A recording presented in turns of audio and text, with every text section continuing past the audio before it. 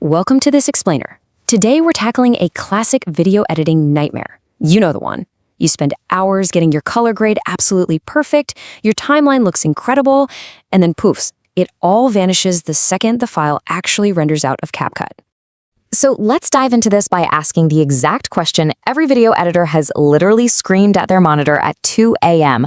Why does my masterpiece look like a faded, washed-out mess? It's incredibly disheartening, right? But the good news here is that it's entirely fixable once you understand what's actually happening under the hood.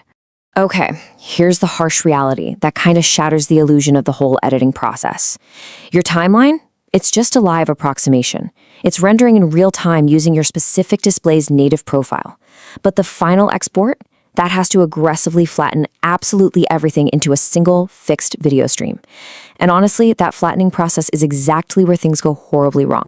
So, here's our diagnostic checklist for today. We'll look at fixing low bitrate compression, defeating the Mac gamma shift, matching HDR and color space, and finally, powering up your export.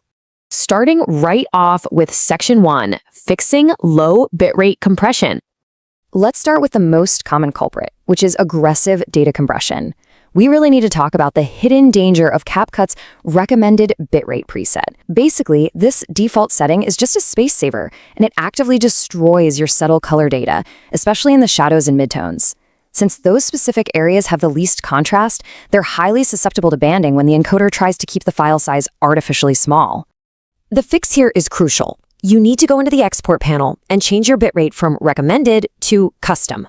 Then select VBR, that stands for variable bitrate, and set it to higher. For a standard 1080p expert, you're targeting somewhere between 30,000 and 45,000 kilobits per second. Now, if you're working in 4K, you've got to crank that target way up. Aim for between 80,000 and 100,000 kilobits per second to make sure those subtle shadow colors aren't just thrown out. This is usually the fastest fix. Honestly, if your colors look correct after tweaking this, you don't even need to worry about the rest of the steps. Moving on to Section 2, defeating the Mac gamma shift. If raising the bitrate didn't cure your problem, we need to look for a hidden trapdoor. This perfectly illustrates why Mac users often feel totally betrayed by HEVC and MOV formats. See, the QuickTime engine applies this additional gamma correction that essentially ruins your contrast by lifting the blacks and dropping the saturation. But the kicker, it only does this on the final output. It literally never shows up in your live preview. To bypass this completely and get predictable colors on platforms like YouTube, there's a really easy fix. Just change your export codec from HEVC to H.264 and make sure your container is set to MP4 instead of MOV. H.264 just has much more consistent gamma tagging across all different platforms and media players. All right, Section 3, matching HDR and color space.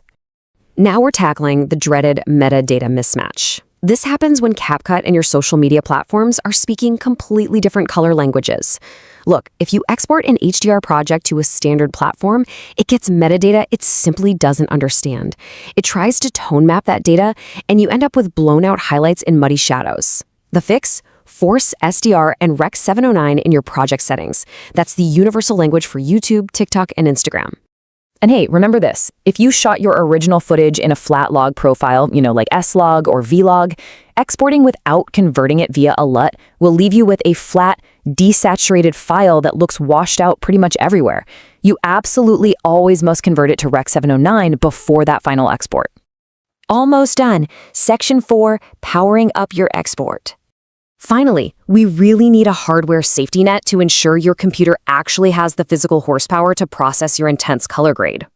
Color grading and HDR processing are incredibly GPU intensive. So you've got to navigate to your general settings, open up the performance tab, and make sure you check both the hardware encoding and hardware decoding boxes. Because without this hardware acceleration turned on, your CPU handles the export all by itself, and on projects with multiple adjustment layers and LUTs, an overwhelmed CPU can cause it to literally drop color data.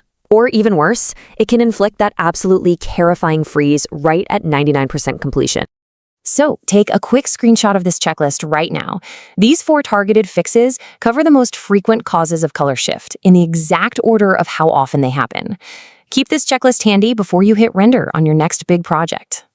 To sum up this whole workflow, I really love this perspective from author and video editor Abdul Hanan. He warns that simply boosting contrast in your timeline to blindly compensate for an expected washout, that's just a band-aid. Raising your bitrate and confirming your color space eliminates the issue at the absolute source, rather than trying to pre-correct for a broken workflow. Now your colors are locked in, they're vibrant, and they finally match your true creative vision. But it really begs the question, if default export settings are quietly ruining your color grades, what other automatic settings in your editing software are actively sabotaging your hard work? Something to think about. Keep creating and stay curious.